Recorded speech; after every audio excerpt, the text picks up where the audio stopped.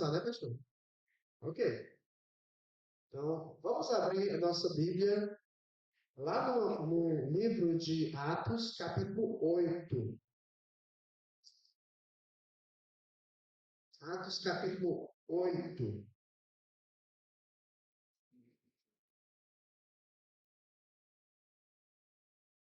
E se você puder ficar de pé, vamos ler comigo Atos, capítulo 8, apenas versos 1 até verso 8.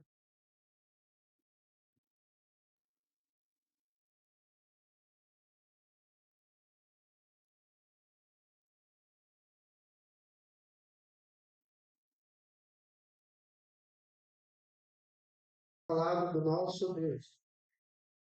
E Saulo consentia na sua morte. Naquele dia, levantou-se grande perseguição contra a igreja em Jerusalém, e todos, exceto os apóstolos das regiões da Judéia e Samaria, e alguns homens piedosos cercaram Estevão e fizeram grande pranto sobre ele.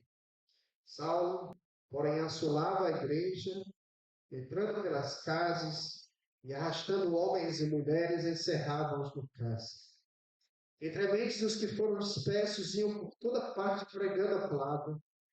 Filipe, descendo da cidade de Samaria, anunciava-lhes a Cristo. E as multidões atendiam unânimes às coisas que Filipe dizia, ouvindo-as e vendo os sinais que ele operava.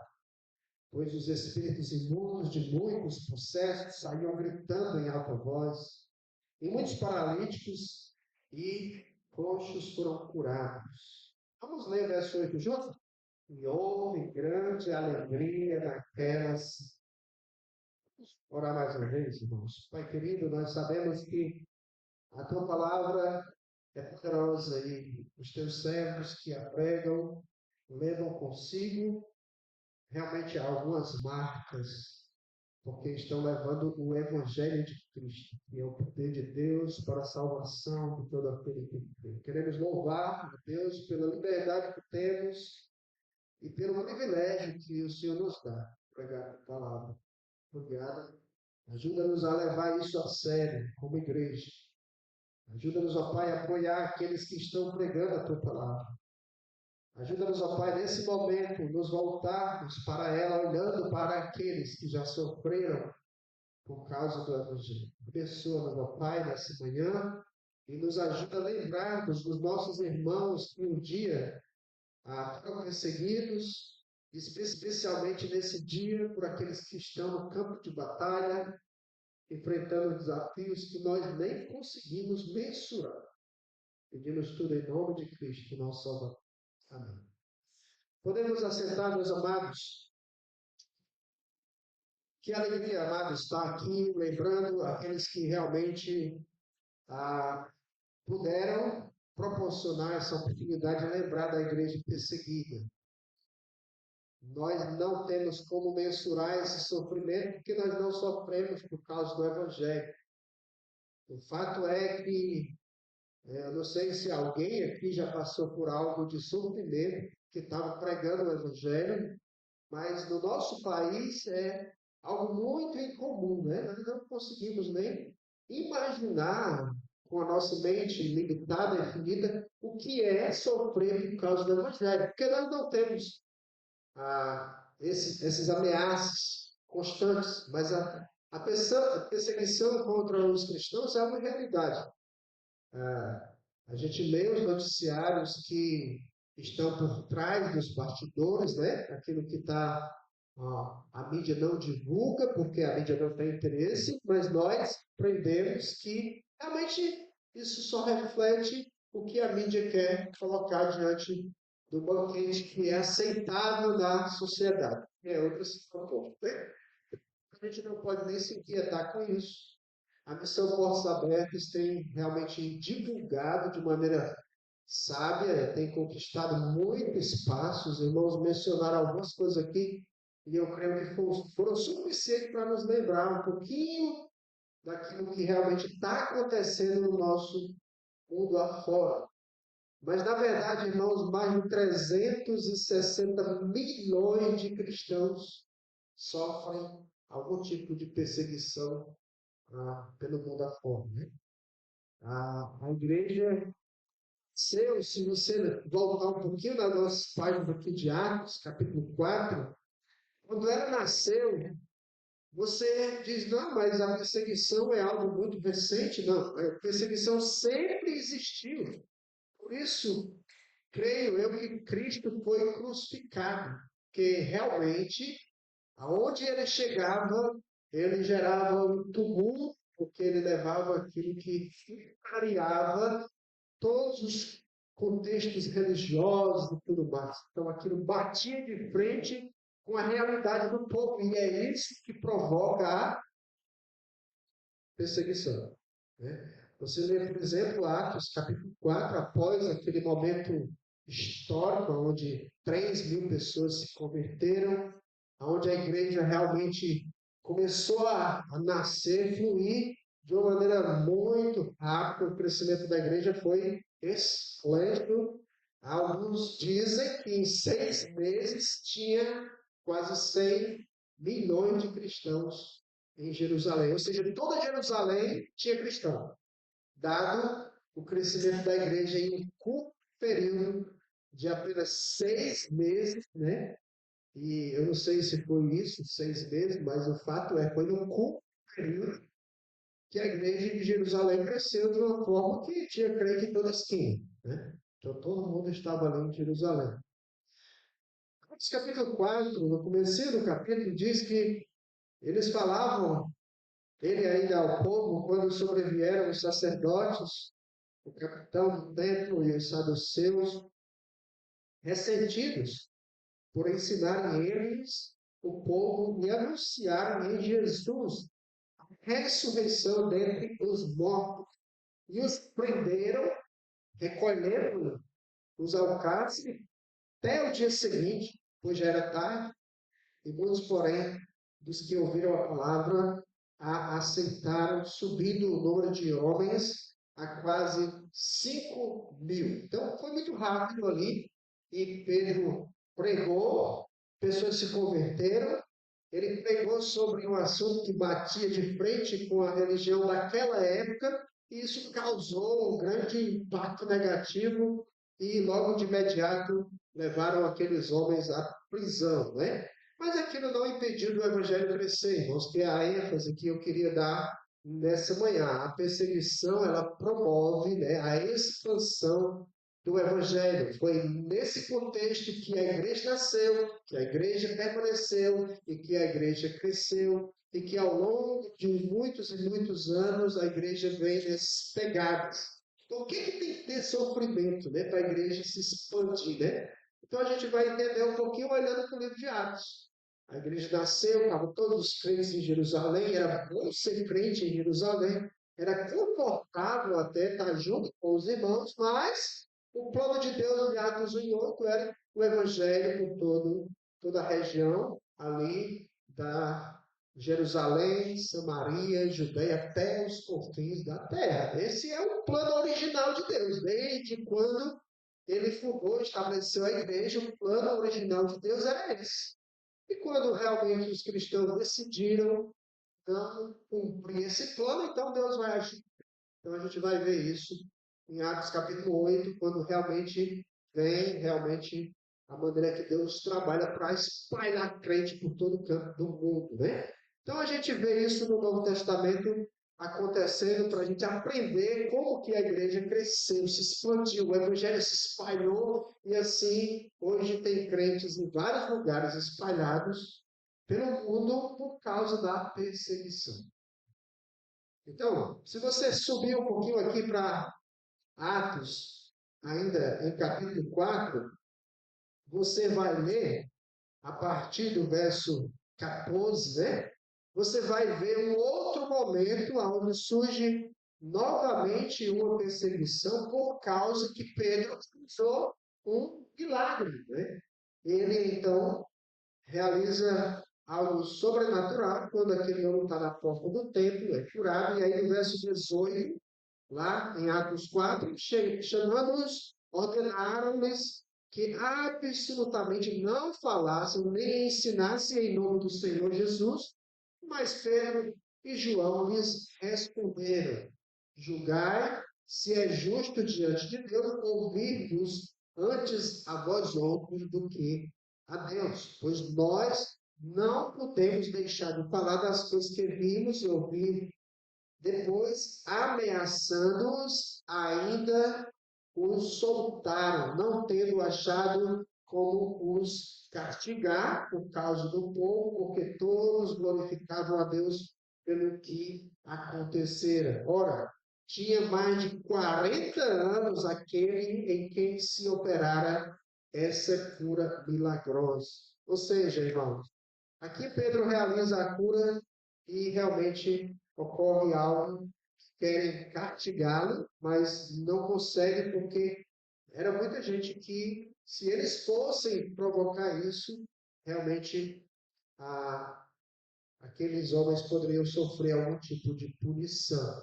Só para dar um pouco do contexto aqui, nós vamos lá para Atos, capítulo 8 agora, só para os irmãos verem, o último mártir que aconteceu aí em Atos 7 foi a morte de Estevão.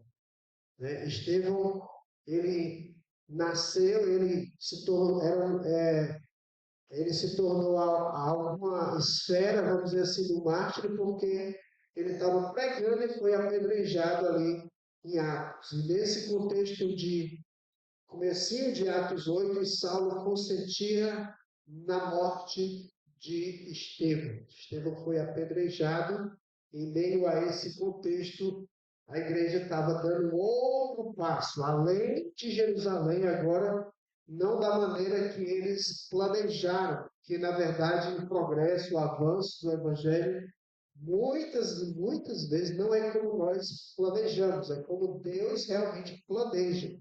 Ele não quer que a gente se acomode. A gente até entende que tem alguns irmãos que estão tão acomodados, eles estão tão confortáveis aonde estão, que nem são, vamos dizer assim, sofrem nenhum tipo de perseguição. Porque realmente não faz diferença ele entrar ou sair, ele fazer ou não fazer, ele está naquela rua, está naquele local, nada acontece com ele, porque realmente ele não está pregando o evangelho. Ele está ali, mas não mexe com nada. E quando nós, irmãos, olhando para as escrituras, a gente vê que Pedro estava pregando, veio a perseguição. E Pedro procurando, veio a perseguição, veio o castigo, veio algum tipo de opressão. Quando Estevão veio o apedrejamento dele. Por quê? Porque aqueles homens batiam de frente com a realidade do povo. O povo precisa ser incomodado com o Evangelho.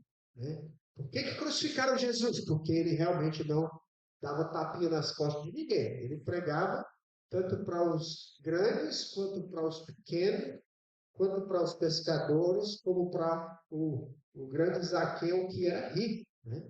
Ou seja, Deus tem planos de nos usar onde a gente está, não para a gente se conformar. Ah, eu já preguei o evangelho para aquela pessoa, ela não tomou nenhuma decisão, ela não tomou nenhuma posição, então não vou mexer com ela.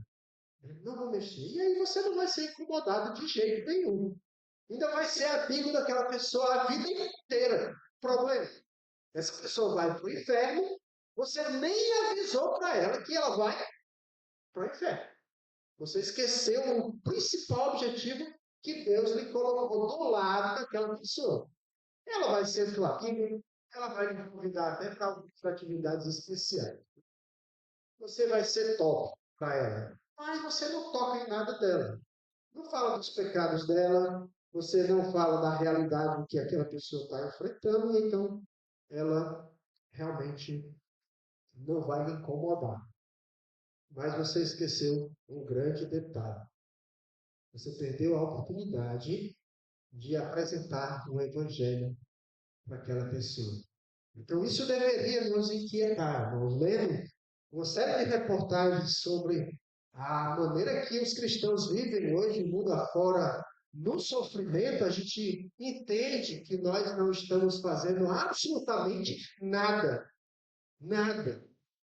Nós nos sentimos humilhados quando olhamos o pastor dizer que não tem medo, não tem onde morar, não tem o que fazer, está todo mundo desanimado, está todo mundo sem nenhuma perspectiva de nada. E nós estamos fazendo o quê? Por que nós não estamos sofrendo nenhum tipo de perseguição? Possivelmente, irmãos, porque nós estamos muito confortáveis. Estamos muito acomodados. Está muito bom para nós. Está top. Então, isso realmente não vai gerar nenhum incômodo. Mas diz aqui que naquele dia levantou-se uma grande perseguição contra a igreja em Jerusalém e todos, exceto os apóstolos, foram dispersos pelas regiões da Judéia e Samaria. Alguns homens piedosos sepultaram Estevão e fizeram um grande pranto sobre ele. Saulo, porém, assolava a igreja, entrando pelas casas e arrastando homens e mulheres, encerrava-os no cárcere. No verso 4, entremente dos que foram dispersos, iam por toda parte pregando a palavra. Irmãos, por que Deus permitiu, que Estevão fosse apedrejado, que aqueles irmãos fossem dispersos, largassem suas casas de imediato, porque senão era queimado junto com eles, era feito um churrasco junto com os moradores, eram deportados dali, porque Deus, Ele quer que a igreja saia das quatro paredes e pregue o Evangelho. Esse é o objetivo de Deus ter salvo eu e você, para que nós não fiquemos aqui no conforto, enquanto tem milhões de pessoas aí afora precisando ouvir o Evangelho, que para nós já está tão claro, né? A gente já entende o que é o Evangelho, a gente sabe o que é a vida cristã. Paulo disse para Timóteo, em 2 Timóteo 3, aqueles que querem viver piedosamente em Cristo serão perseguidos. Quer viver piedosamente em Cristo? Vai ter perseguição. Agora, isso, irmãos, não nos impede de pregar o Evangelho. Esses primeiros cristãos não tiveram uma escola bíblica dominical, não tiveram tanta instrução, não foram, digamos assim, treinados em nenhum seminário. Eles simplesmente foram espalhados mundo afora, mas aonde eles iam, por toda parte, eles pregavam a palavra. Né? Pregavam. Porque esse é o objetivo de Deus.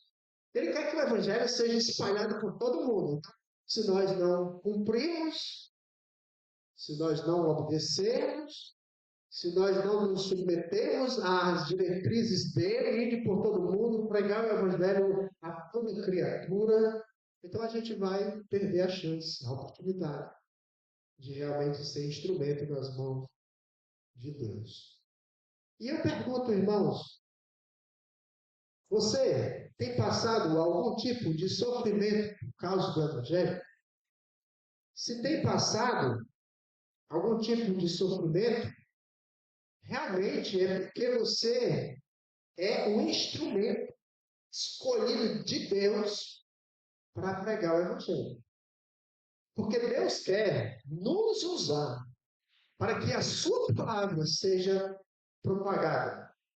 Não, pastor, mas eu não tenho como ir lá para aqueles países da janela 10 por 40, porque são países muito perigosos. Eu posso perder a vida, eu tenho família, mas você pode participar desse projeto, né? Você pode atuar dentro desse projeto. Você pode orar, você pode fazer contato com pessoas da missão Portas Abertas, você pode se atualizar do que está acontecendo, como a gente viu. Não é apenas esse dia que é o dia da igreja perseguida. Todo dia tem cristãos sendo mortos por causa do Evangelho. Né? A gente pode fazer contato com o pastor hoje, irmãos, a gente tem tantas ferramentas. Por que a missão Portas Abertas está crescendo, crescendo, crescendo na divulgação desses projetos? Porque realmente hoje nós temos veículos eficientes para levar notícia para os confins da terra. Poderíamos utilizar esse recurso. Então, não perca a oportunidade E eu pergunto para outra categoria de pessoas: se você não está sofrendo nenhum tipo de perseguição, eu pergunto, será que você está pregando o Evangelho? Será que de fato, aonde eu estou, eu tenho pregado o Evangelho? Interessante que Paulo, quando você reporta lá, vamos lá para 2 Timóteo, por favor, meus amados. É muito interessante que Paulo, quando está instruindo o jovem pastor Timóteo, na sua carta para aquele jovem pastor que não tinha experiência ainda de ministério, mas é interessante que lá em 2 Timóteo 4, Paulo, ele lança e diz para Timóteo,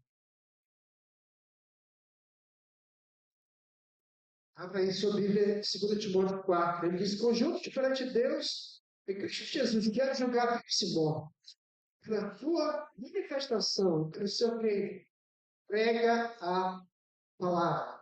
Isto, quer seja tudo, quer não, corrige, repreende, exorta com toda a longanimidade e doutrina, pois haverá um tempo em que não suportarão essa doutrina.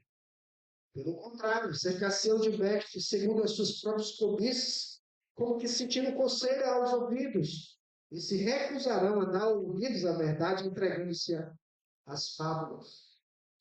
Tu, porém, Timóteo, se sóbrio em todas as coisas, suporta as aflições, faze o trabalho de um evangelista, cumpre cabalmente o teu ministério, cumpre com perfeição o teu ministério. Meus amados, por que nós precisamos olhar para esse texto? Paulo ainda nem tinha ideia do que ia acontecer séculos depois, mas Paulo já está advertindo Timóteo. Ele está fazendo um apelo a Timóteo, na verdade, conjunto perante Deus e Cristo Jesus, que há de julgar vivos e mortos, prega a palavra. Cheio, Timóteo. Faça só isso na sua vida e você será um instrumento nas mãos de Deus. Timóteo estava desencorajado, porque Timóteo era muito jovem, não tinha noção do que é o ministério de pregação. Ele não tinha ideia, porque para ele era muito difícil. Ser pastor de uma igreja em Éfeso era um tremendo desafio, mas Paulo está dizendo para ele, quer seja tudo, quer não, repreende, exorta, corrige. Três coisas que nós não podemos nos omitir, irmão, quando nós estamos diante de um incrédulo, diante de alguém que está do nosso lado que é pecador. Né? Pode ser uma pessoa que nós consideramos cristão. Ela pode até ter professado sua fé em Cristo, ela pode até ser membro da nossa família, ela pode até ser alguém que tem até um título, né? Não sei. Pode ser alguém que seja uma autoridade, não sei. Mas o que Paulo está querendo dizer aqui, a ideia que ele quer transmitir, quando se trata de corrigir, repreender e exortar, é o que, meus amados? É mostrar para o pecador onde é que ele está na sua vida. O que ele está fazendo, irmãos?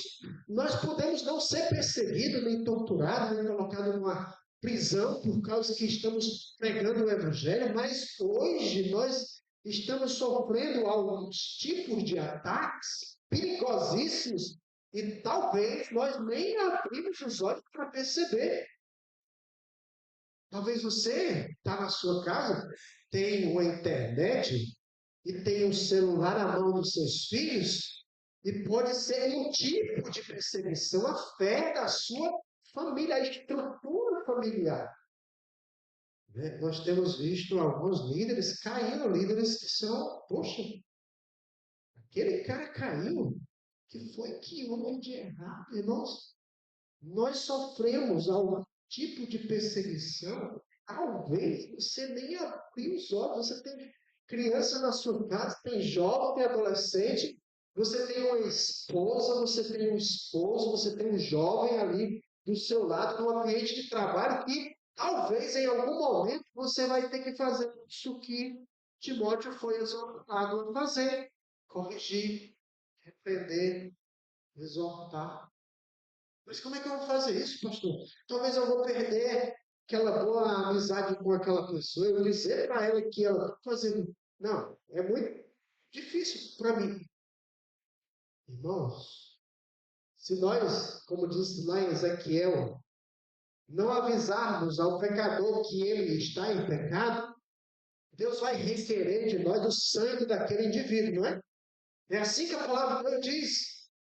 Então, se eu e você temos a chance de chamar a atenção, claro, Paulo vai dizer o como, tá? Toda longanimidade de doutrina, né? Não é só porque o cara está no erro e eu vou te acompanhar, porque nem fizeram o Estevão. O Estevão estava 100% pregando o evangelho de um Antigo Testamento. Se você ler antes do planejamento de Estevão, ele estava pregando o evangelho. Ele estava mostrando desde a origem das leis, dos mandamentos, para que o povo pudesse entender, para chegar até Jesus, que eles haviam crucificado, matado o próprio Jesus. Um pouquinho da história resumida, mas deu uma ênfase em todas as escrituras, desde o Antigo Testamento até chegar na pessoa de Jesus. Porque, irmãos, pregar o Evangelho não é só dizer, olha, Jesus te ama. Às vezes a gente tem uma ideia, vamos para a igreja. A gente tem até uma ideia boa, né? Vamos para a igreja. Olha, vamos aquele encontro de casais, a gente fez vários encontros de casais no Rio Grande do Sul, e levamos vários irmãos. Tivemos encontro de casais no Rio Grande do Sul com 15 casais. 15 casais. Daqueles 15, 10 eram visitantes, tá? 10 visitantes que nunca tinham ido nem uma igreja como a nossa. Mas, irmãos, estava apenas para ir para um encontro de casais. Eu pregava o evangelho, porque sabia se eu ia ver aquela pessoa em uma outra oportunidade. Então, o problema nosso, irmãos, é que, às vezes, a gente quer continuar sendo amigo das pessoas e não quer corrigir, não quer repreender e não quer exortar, e aí a gente perde a oportunidade. E talvez, nesse contexto, não vai ter nenhum tipo de perseguição. Ninguém vai se incomodar. Mas aqueles irmãos que foram perseguidos, é porque, de fato, por onde eles estavam cheios. O que estava rodando na cabeça deles era apenas o Evangelho. Então, por onde eles chegavam, eles pregavam o Evangelho.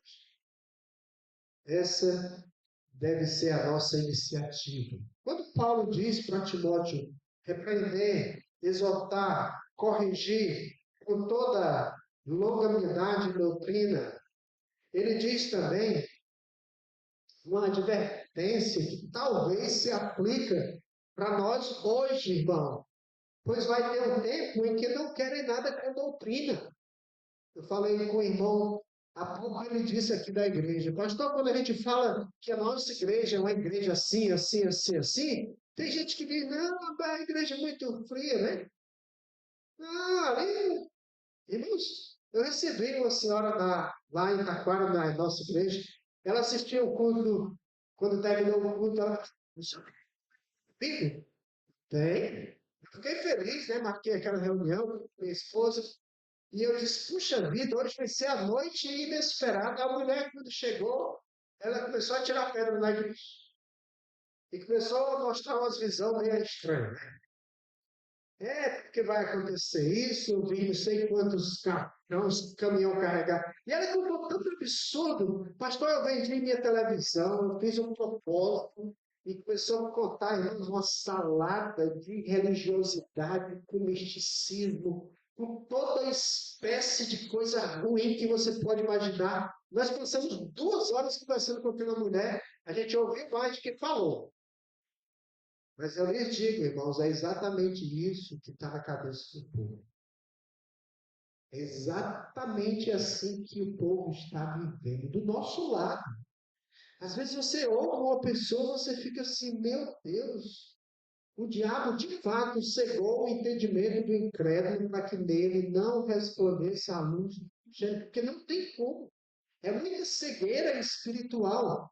E Paulo diz que o povo vai se recusar a dar ouvidos à sã doutrina. Por isso, irmãos, que aqueles primeiros cristãos, eles foram perseguidos, eles foram torturados, eles foram açoitados, foram presos. Por isso que esses irmãos na Nigéria, na Coreia e em tantos países ali da janela 10 por 40 estão sofrendo, porque eles, de fato, estão vivendo o Evangelho plenamente. E quando nós decidimos viver uma vida piedosa em Cristo, nós vamos ser perseguidos. Para quê? Para a gente pregar o Evangelho.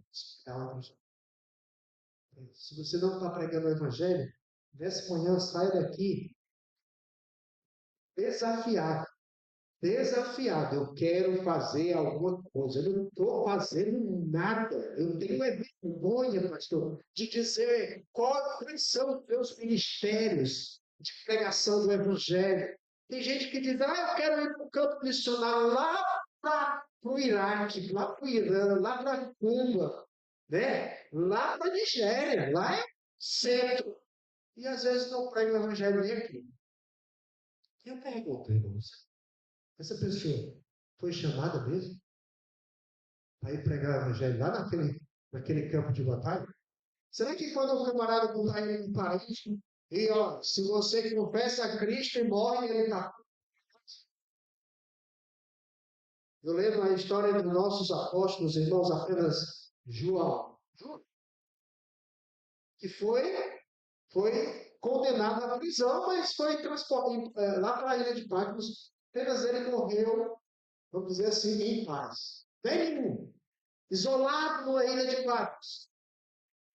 Mas o restante todos tiveram que morrer, torturado, cortado no meio, pendurado de cabeça para baixo. Alguns foram crucificados em forma de cruz. Por quê, irmãos? Porque aqueles homens não paravam de pregar o Evangelho. Porque esse é o objetivo de Deus, nos colocar e nos salvar para a gente sair pregando o Evangelho. E quando Paulo diz que não suportaram a sã doutrina, por que o motivo? Por que ele não suportam a sã doutrina? Porque vão se cercar de mestres, segundo as suas próprias cobiças.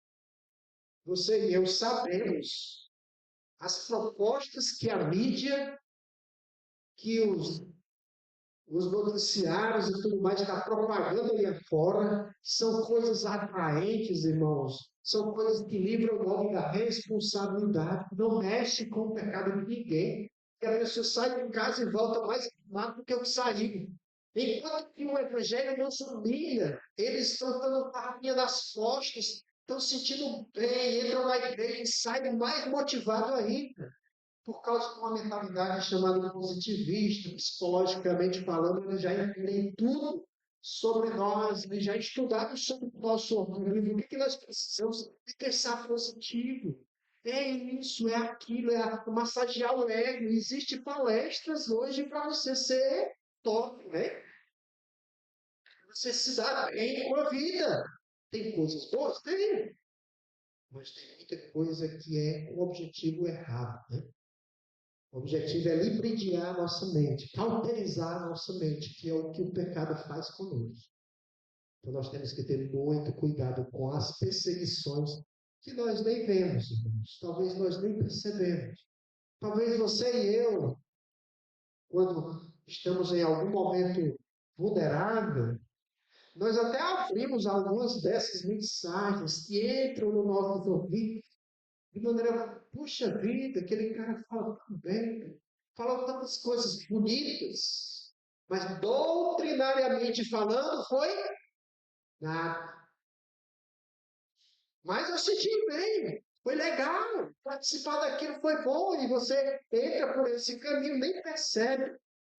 Você pega no celular e calcula, porque ele tem um tipo de maneira de você saber quanto tempo você e eu passamos mergulhado nas mídias sociais.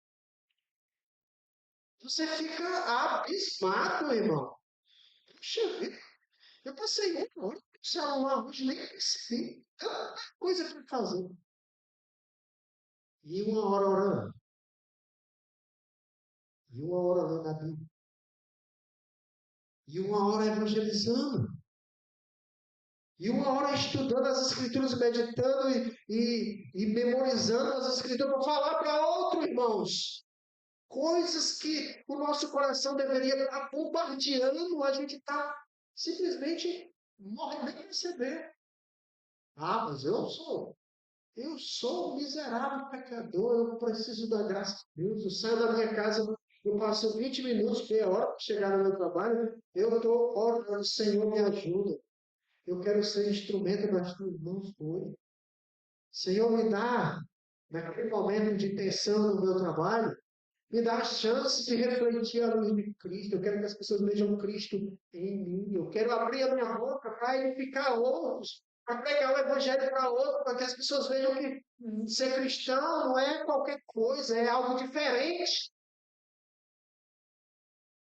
Paulo, quando diz para Timóteo isso aqui, irmão, é para nos livrar da gente ser enganado com as filosofias vãs, com as propostas fúteis, com aqueles mestres que se dizem mestres do saber, que na verdade não tem sabedoria nenhuma, é apenas para massagear o ego dos outros, porque de fato Paulo diz: se recusarão a dar ouvidos à verdade, entregando-se às fábulas, mentiras, aquilo que lhes faz bem, que dá alguns atalhos que são muito melhores na perspectiva cristã para eles, e eles seguem por aquelas pegadas e nunca mais. Eu perdi cristãos na nossa igreja que tinham 4 anos de fé. Quando chegou a pandemia, tinha cristãos que estavam com 4 anos frequentando, foram discipulados, fazendo estudos nas casas deles, semanalmente. De uma hora para outra, irmãos, deram um pulinho lá fora. Nunca mais. Vai entender? Não, mas isso não vai acontecer comigo. Pode acontecer. Pode acontecer. Porque talvez a gente queira algo mais confortável, melhor, a gente quer uma novidade, e a gente não sabe distinguir o que é a verdade.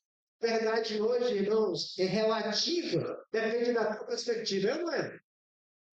É um perigo, é um perigo iminente que pode lhe matar, lhe destruir. Não, pastor, eu só penso desse jeito, mas deixa eu lhe mostrar uma outra perspectiva.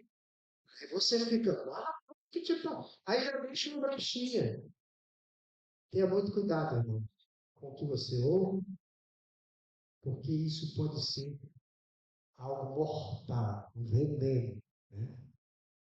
Amados, só para concluir, voltando aqui no nosso texto, Paulo diz: tu, porém, se sóbrio em todas as coisas, suporta as aflições, faz o trabalho de um evangelista, cumpre, essa palavra cabalmente é com perfeição, o teu ministério. Ser sóbrio é não ser um embriagado, não ser ludibriado, não ser enganado, não ser mentido. Eu não sei se você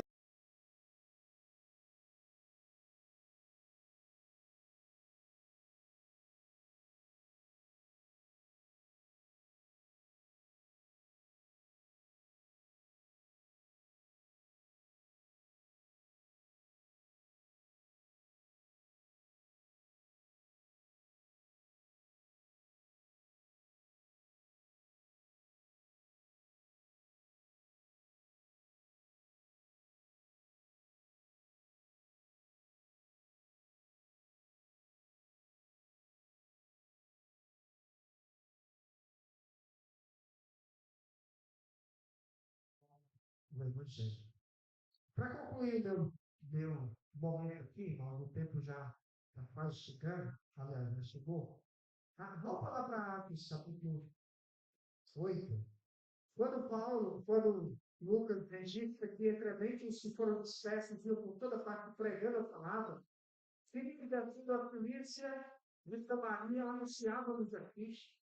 As multidões aprendiam unânimes as coisas que Filipe dizia, ouvindo e vendo os sinais que ele operava. Pois o Filipe, em mundo de muitos sucessos, saiu gritando em alta voz, e muitos paralíticos e todos foram curados, e houve grande alegria naquela cidade. Irmãos, o Evangelho, aonde ele chega, aonde chega, ele muda completamente a vida das pessoas. Bem, foi o que aconteceu comigo em 1992. Eu acredito que foi aquilo que aconteceu na sua vida há alguns anos atrás, quando nós fomos visitar o Evangelho de verdade. Nós não sabemos onde estamos, Deus abriu os nossos olhos de entendimento e nós mudamos completamente. Aonde Felipe entrou, Felipe era apenas um diácono, né? Ele chegou operando maravilhas. Aí você diz, o poder de Felipe, vem de Paulo, João, mente Jesus, mas nós temos um poder sobrenatural. Então, isso é o nosso discurso. Lá em Atos 28 diz, mas recebereis o quê? Poder ao descer sobre vós do Espírito Santo, sereis minhas testemunhas. Nós temos poder para libertar as pessoas da pior miséria que existe, a pior doença que pode matar gerações, que é o pecado. É a cura que a humanidade precisa, irmãos. Nós temos o ingrediente, nós temos o antídoto do pecado, que vai curar elas, vai libertar elas, vai trazer essa alegria. E diz aqui no verso 8, que grande a cidade, as pessoas não sabem o que é essa alegria, elas não conhecem, elas não têm noção, elas pensam que a alegria está no cruz, está na bebida, está em fazer parte daquela igreja, daquele grupo. A alegria a qual aqui é proposta é uma alegria que não tem fim. Ela supera todos os tipos de problemas. Então, que a alegria que o Evangelho promove é uma alegria real, verdadeira. Uma experiência incrível que nós temos por causa dos legados no Evangelho. E é isso que eu e você precisamos, irmãos, estar inundados com essa alegria, com essa paz, com esse poder sobrenatural para levar o Evangelho no fim da terra. Eu vou abrir todo esse corpo para abençoar o meu irmão que está lá no campo, sofrendo, nem para comer, nem aonde dormir, não tem nem coisa que estou beijando. Irmão, vamos, abre mão de alguma coisa pela alma do Espírito. E Deus vai lhe abençoar. Isso é promessa de Deus. Talvez nós não vamos ter uma casa tão confortável, mas porque nós estamos participando de um projeto que é lá no céu. Nós não estamos apenas enchendo nossa conta bancária de dinheiro, nós estamos entrando no inferno lá no céu, porque essas coisas aqui não fazem propõe, não permite acaba, não. Nós temos aqui e perecemos eternamente, não adianta de nada, irmãos. Nós temos que trabalhar tudo essa pátria, enquanto que deveríamos estar pregados à pátria celestial. Então, abra mão de alguma coisa dos viúvos propagar o Evangelho. Foi isso que aconteceu com os primeiros cristãos. Essa é a proposta de Deus para nós. No dia em que nós estamos lembrando que a igreja está sendo perseguida, porque eles pregam o Evangelho, por isso que eles são perseguidos, as seitas como, por exemplo, o islamismo, está crescendo de maneira tremenda, assustadora, devastadora. E nós, como cristãos, estamos de braços cruzados, deveríamos nos unir. Uma das estratégias do islamismo é enviar 20 famílias para um local, 30 famílias aqui, para quê? Para disseminar as verdades que eles acham que é a verdade. E qual é a estratégia da igreja? Evangelho. Qual é? Se depender de você, do seu esforço, do seu investimento, o que é que você está fazendo? Irmãos, devemos nos curvar diante do nosso Deus e pedir a Ele, Senhor, me ajuda. Eu não estou levando a sério o meu papel como cristão. Eu preciso abrir os meus olhos. Eu preciso enxergar que tem pessoas do meu lado indo para o inferno e do outro lado do mundo morrendo de fome, não tendo nem onde dormir, porque eles estão pregando o Evangelho, onde a igreja cresce, irmãos. É onde a perseguição chega, por incrível que pareça. Se você e eu admitirmos que temos enfrentado grandes perseguições, E talvez na tua vida você está lutando sozinho. E não tem nem coragem de admitir que é o pior. Né? Não tem nem coragem de dizer, pastor, por favor, eu estou mergulhado numa porcaria chamada internet e eu não sei mais o que fazer. Eu passo uma hora, duas, três, quatro, cinco, nem me percebo. E você precisa usar esse tempo para glorificar a Deus, edificar a sua vida, edificar a vida da sua família, do seu colega, do seu vizinho. Você precisa se acordar, entender que você está dentro de uma perseguição e nem vê. Nem vê. Então, abra mão, irmãos. Pastor, essa semana vou fazer uma dieta saudável. Eu quero cuidar do meu corpo, quero, mas eu quero espírito. Eu vou abrir mão de um monte de coisa. Pede. E vou ler boas literaturas. Vou ler as escrituras, vou memorizar, vou tentar entender. Se eu não entender, eu vou perguntar ao meu pastor, perguntar ao irmão maduro da igreja. Eu quero entender a palavra, porque eu quero pregá-la.